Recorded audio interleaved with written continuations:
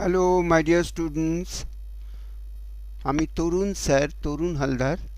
আজকে তোমাদের ক্লাস টেনের 25.25 কোষে দেখি এক্সারসাইজ থেকে আমি এই 16 নম্বর সামটাকে করিয়ে দিচ্ছি। তোমাদের বুঝতে কোথাও প্রবলেম হলে আমার কন্ট্যাক্ট ডিটেলস রইল, কন্ট্যাক্ট করলে আমি তোমাদের ডাউট ক্লিয়ার করিয়ে দেবো। চলো, 16 নম্বর সামে যেটা বলা আছে আমি সেই তথ্যগুলোই লিখে নিয়েছি, অঙ্ক কিন্তু স্টার্ট করিনি। আচ্ছা, তথ্যে বলা ছিল যে এবি হচ্ছে একটা স্তম্ভ। তা এখানে সূর্য প্রথমে যখন কিরণ দিচ্ছে, প্রথমে এটা প্রথম অবস্থান, এটা দ্বিতীয় অবস্থান। প্রথম অবস্থানের জন্য 45 ডিগ্রি অ্যাঙ্গেলে উন্নতি কোণ সৃষ্টি হলো এই স্তম্ভটার। আর তারপরে সূর্যটা আরেকটু ঢলে পড়লো, তখন 30 ডিগ্রি অ্যাঙ্গেল হলো, যে সূর্যের দ্বিতীয় অবস্থান। তাহলে এইবার যখন সূর্যটা প্রথম অবস্থান থেকে দ্বিতীয় অবস্থানে এলো, ছায়ার দৈর্ঘ্যটা বেড়ে গেল, 60 মিটার বেড়ে গেল, সেটা হচ্ছে সিডি। এবার আমাদের যেটা বের করতে হবে, এবির উচ্চতা কত সেটা আমাদের বের করতে হবে, মানে স্তম্ভটার উচ্চতা। তা যে যে তথ্যগুলো দেওয়া আছে আমি শুধু সেটাকেই লিখে নিয়েছি, দেখো। আচ্ছা, উন্নতিকোণ 30 ডিগ্রি যেটা দেওয়া ছিল। আবার বলছে এসিবি 30 ডিগ্রি আর এসিবি 45 ডিগ্রি আর এডিবি 30 ডিগ্রি হলো তো। আর সিডি সমান 60 ডিগ্রি না, সিডি সমান 60 মিটার হবে, 60 মিটার, এই যে সিডি। এবার আমাদের এবির হাইটটাকে বের করব আমরা। তো দেখো কিভাবে আমরা এডির হাইটটাকে বের করছি। ত্রিভুজ এবিসি থেকে পাই, দেখো ত্রিভুজ এবিসি থেকে কি পাচ্ছি, tan 45 ডিগ্রি ইকুয়াল টু লম্ব বাই ভূমি, মানে এবি বাই বিসি হলো তো। এবারে দেখো tan 45 ডিগ্রির মান হচ্ছে 1 equal to AB by BC. এবারে ক্রস গুণ দাও, therefore AB equal to BC. Cross গুণ করে এটাকে আমি নাম্বার দিচ্ছি নাম্বার 1 সমীকরণ। এবার লেখো ত্রিভুজ এ বিডি থেকে পাই,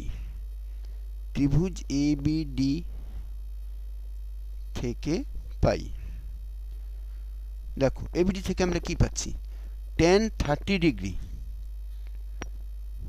ইকুয়াল টু আমরা যেটা পাচ্ছি লম্ব বাই ভূমি, এবি বাই ভূমি হচ্ছে বিডি হলো। এবার লেখো বা tan 30 ডিগ্রি মানেই হচ্ছে 1/√3 ইকুয়াল টু এবিটাকে এবি লেখো, আর বিডি মানেই হচ্ছে আমার বিসি প্লাস সিডি। এটা চিত্রে দেখো বুঝতে পারবে। আচ্ছা, এবার লেখো বা,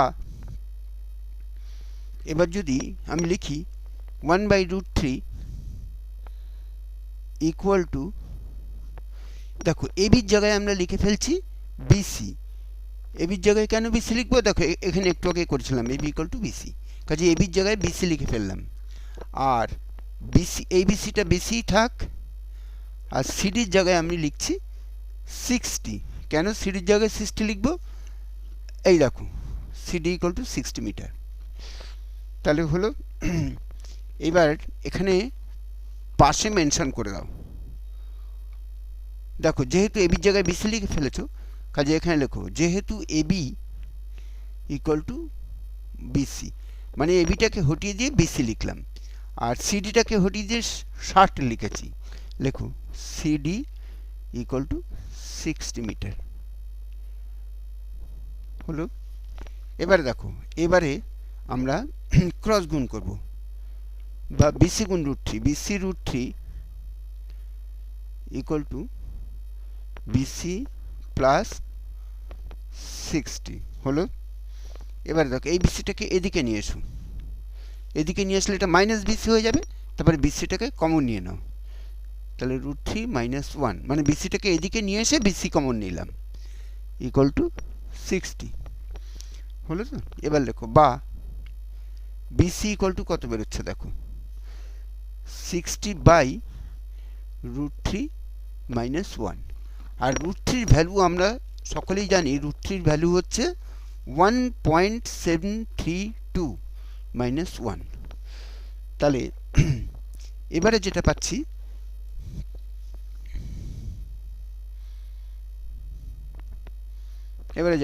দেখো, বিসি ইকুয়াল টু 60 বাই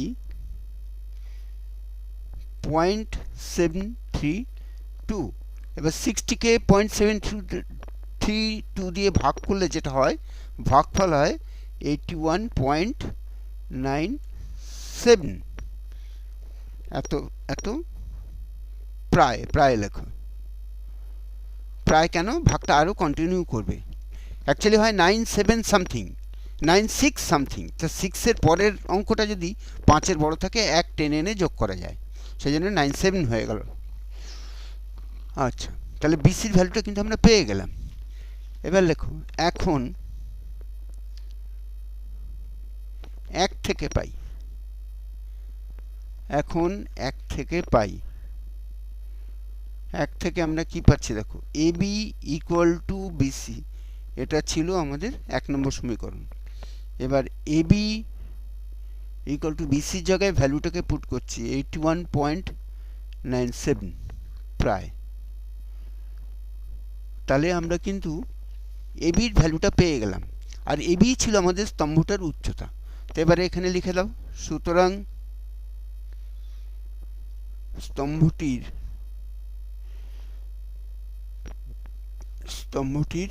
উচ্চতা 81.97 মিটার প্রায়। প্রায় কথাটা কিন্তু লিখবে, কারণ ভাগটা তো এখানে কমপ্লিট হয় না, ভাগটা আরও কন্টিনিউ করে। এটা অ্যাপ্রক্সিমেট ভ্যালু।